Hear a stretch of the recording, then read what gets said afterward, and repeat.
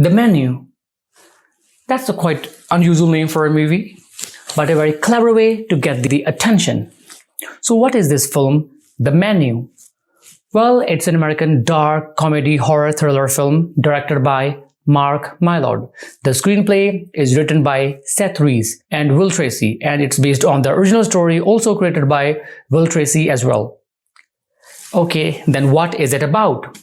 Well, it's about a young couple who travels to a remote island with some high-class rich people to eat at an exclusive restaurant where the chef has prepared a lavish menu. Now, I'm going to explain why this film is so intriguing and what are the shortcomings. That means it contains heavy spoilers. But what if you haven't seen the film?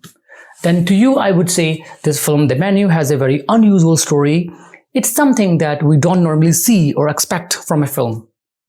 Moreover, it's a well-acted and well-directed film. If you are into kind of dark horror thriller and you're okay with an offbeat story, then I highly recommend you to watch this film. Even though there are a few problems in the story, but the overall film is quite impactful. It's actually one of those movies that you cannot miss. So stop watching this video, go and watch the film. And once you have seen the film, then you can come back to this video. And to those who have already seen it, now it's time to dig deeper.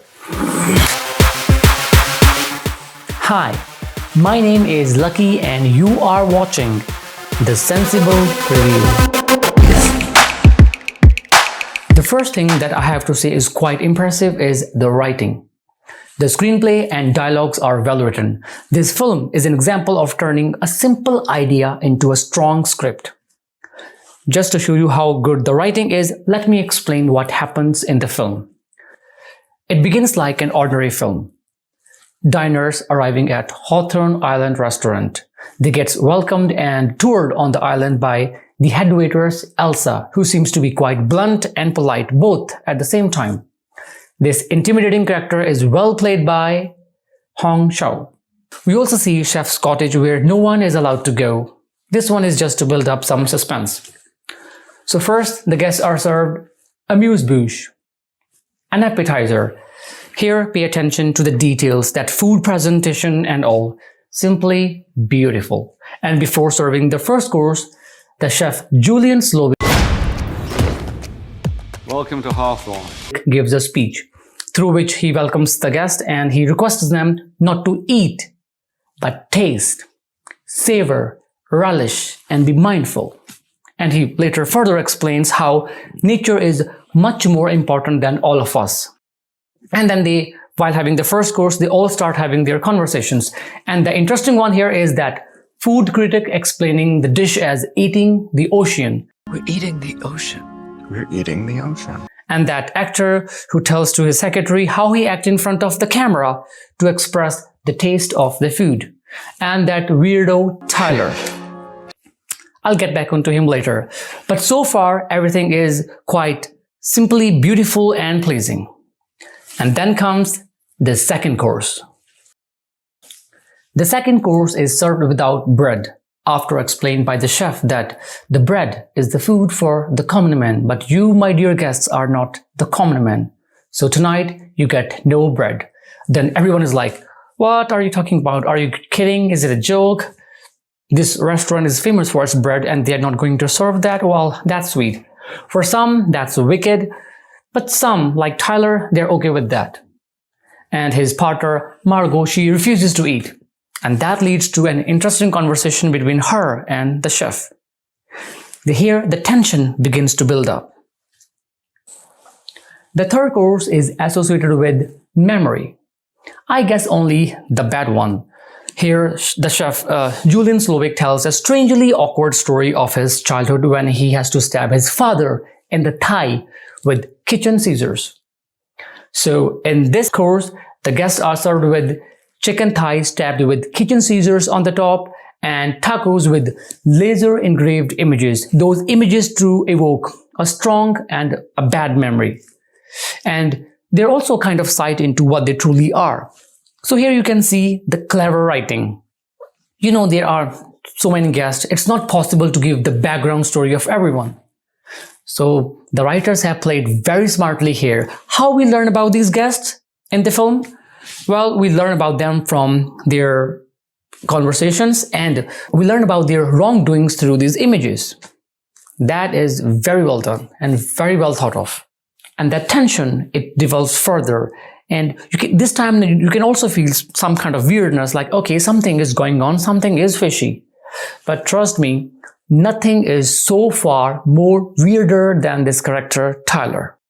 The fourth course, Jeremy's mess. A truly shocking surprise unfolds with it. The sous chef, Jeremy Loden, kills himself in front of the guest by putting a pistol in his mouth and... But before that, the chef introduces Jeremy to all. And he says, Jeremy is talented. He's good. He's very good. But he's not great. And he will never be great. And through this character of chef, the writers are trying to make a very valid point that the chef's job is to work under pressure. The pressure to put out the best food in the world. Despite everything goes perfectly fine, customers are happy, critics are too, there's no way to avoid the mess. The mess that you make of your life by giving all you have to please those people you will never know. And this point is totally right. Not just the kitchen job, but in every job, in every work. If you try to chase perfection blindly and you are trying to please everybody, and for that you're just working and forsaking everything else, then yes, you do end up making the mess of your life, your body, your sanity. You kind of lose yourself on the way, and you are nothing more than a living dead. This is why I said the writing is exceptionally good. And this scene, oh my God, I kind of froze for a moment. It was hard for me to digest. Actually, the guest words were comforting when they were saying like, no, it's a stunt, it's an act. Is he really dead? No, it's a theatrical performance. And you still feel confused, and the chef is like, eat, enjoy. And you still feel confused. But that confusion goes away when Mr. Lee Brand tried to leave. We're leaving now. They cut his ring finger off, and then you know that, okay, it is all real. Here it's possible that you may come up with this question like, why others didn't do anything when they were like trying to cut that finger of that old man? The answer of this question is again a question. How many times we have done anything when we saw someone doing something wrong to some random people fighting? Unless it's not happening to me or someone is very close to me, I don't give a damn. That's the general attitude that we all carry. And another factor is the fear that they created by making their own staff member kill in front of them. So they are all in shock. That's why nobody does anything, because they are all in shock, except that critic and that weirdo Tyler. And when further the chef asks Margot to choose to be either a guest or the staff member and notifies her that we are all going to die tonight, then you are like, why is he doing that? Even that he explains to the guest that you're all the ingredient to the tasting concept. He humiliates some of them and he explained them like, my life is a mess because of you. I have kind of wasted my life on people like you. So that's why he's doing that. And once you know that, it has a great impact on the whole storyline. I think I'm done explaining the writing. And apart from the writing, the filmmaking, cinematography, direction, music, and performances are remarkable. The way the whole film is shot, there is a beauty to it, and you cannot escape from it. Mark Mylod is surely a very talented director. The way the suspense is unfolding, it's all well shot. He keeps the audience immersed until the very end. And Colin Stetson's music works like a cherry on the top. It's the sign of a great music that it blends so well that it just enhances the overall experience. So does the music and the sound of this film. And performances of Ralph Fiennes as Chef Julian Slovic and Anya Taylor-Joy as Margot are astonishing. They both are the soul of the film.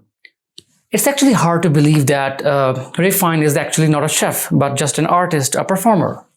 He's that natural. He feels like a chef, a real chef.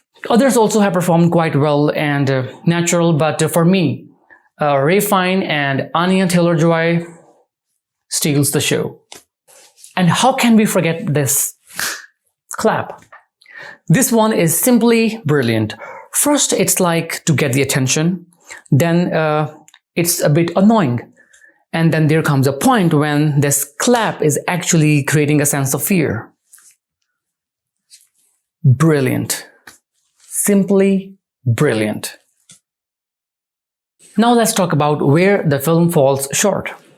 I think the biggest problem with the film is that reason why the chef is doing that insane act. That's a bit childish. He thinks he has wasted his life to please these pricks and now he wants to kill them. And including himself and his staff member because they think they are also equally responsible because they have let it happen. All the staff members are like they have no brain. Everyone is following the chef blindly. And it's shocking that nobody wants to live. So you see, in the movie, all the staff members are working with perfection until the very end.